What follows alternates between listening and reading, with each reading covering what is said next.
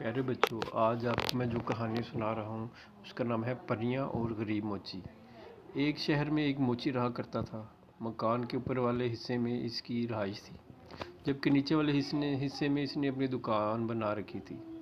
اسی دکان کے کونے میں اس نے نئے جوتے بنانے والے اوزار رکھے ہوئے تھے۔ یہ اوزار ایک چھوٹی سی میز پر بڑے سلیقے سے رکھے ہوئے تھے۔ موچی دن رات خوب محنت کرتا، لیکن اس کے باوجود اتنی آمدنی نہ ہوتی کہ وہ خوشحال زندگی گزار سکے۔ یہاں تک کہ ایک وقت ایسا بھی آیا جب موچی کی تمام جمع پونجی ختم ہو گئی۔ اب وہ موچی بہت پریشان ہوا اور سوچنے لگا، اس مرتبہ بل کیسے ادا کروں گا؟ اس کے پاس نئے جوتے بنانے کے لیے رقم بھی نہیں تھی۔ یہ خیال آتے ہی موچی کا دل کام سے اٹھ گیا۔ وہ جو جوتے بنا رہا تھا اس کا چمڑا وہیں پر چھوڑا اور اٹھ کر اپنی رہائش کی طرف جانے لگا۔ کھانا کھا کر دونوں میاں بیوی تنگ دستی کا حل تلاش کرتے کرتے سو گئے۔ دوسرے روز صبح موچی ناشتے سے فارغ ہو کر اپنی دکان میں پہنچا تو وہ بہت حیران ہوا، کیونکہ کل جو چمڑا اس نے جوتوں کے لیے کاٹ کر چھوڑا تھا، اس کے جوتے اس چمڑے سے تیار ہو چکے تھے، اور وہ جوتے اتنے خوبصورت تھے کہ موچی نے کبھی اتنے عمدہ جوتے خود بھی نہیں بنائے اور نہ کبھی دیکھے۔ موچی نے زور زور سے اپنی بیوی کو آواز دی۔ آوازیں سن کر اس کی بیوی دکان میں داخل ہوئی تو موچی نے پوچھا، کیا یہ اتنے خوبصورت جوتے تم نے بنائے ہیں؟ موچی کی بیوی نے کہا، نہیں، میں ایسے جوتے کیسے بنا سکتی ہوں؟ میں نے تو پہلے کبھی جوتے بنائے بھی نہیں۔ موچی نے جوتے اٹھا کر دکان کے دروازے کے ساتھ بنے ہوئے ایک شوکیس میں رکھ دیے۔ دکان کے باہر سے ایک شخص کی نظر پڑی۔ کچھ ہی دیر گزری تھی کہ ایک آدمی آ کر جوتے خریدنے کی خواہش ظاہر کرتا ہے۔ اس نے موچی کو جوتوں کی اتنی اچھی رقم دی کہ موچی کی سوچ بھی نہ تھی۔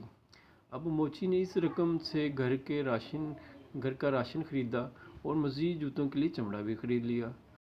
خریداری کر کے فارغ ہو کر موچی واپس آیا تو شام ہونے کو تھی۔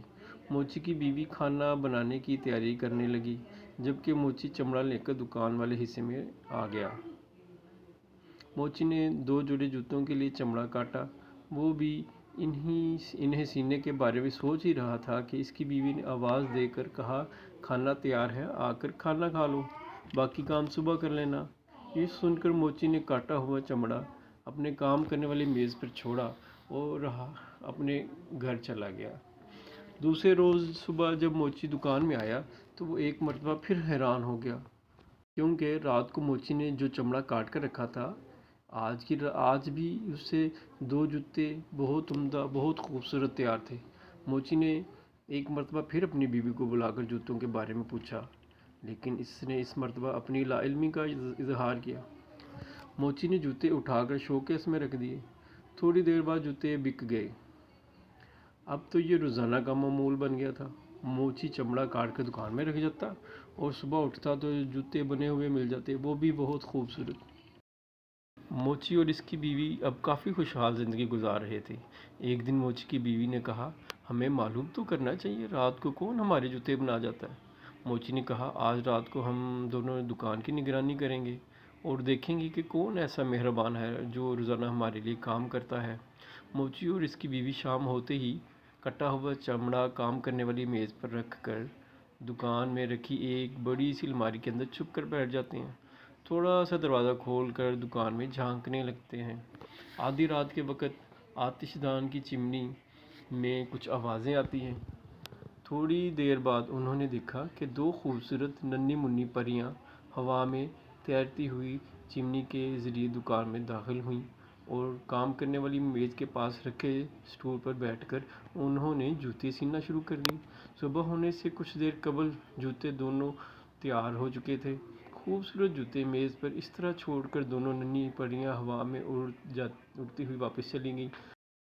موچی نے اپنی بیوی سے کہا، بہت دنوں سے یہ ننھی پریاں ہمیں اچھے اچھے جوتے بنا کر دے رہی ہیں، میرا خیال ہے کہ ہم بھی انہیں کچھ تحفہ دیں۔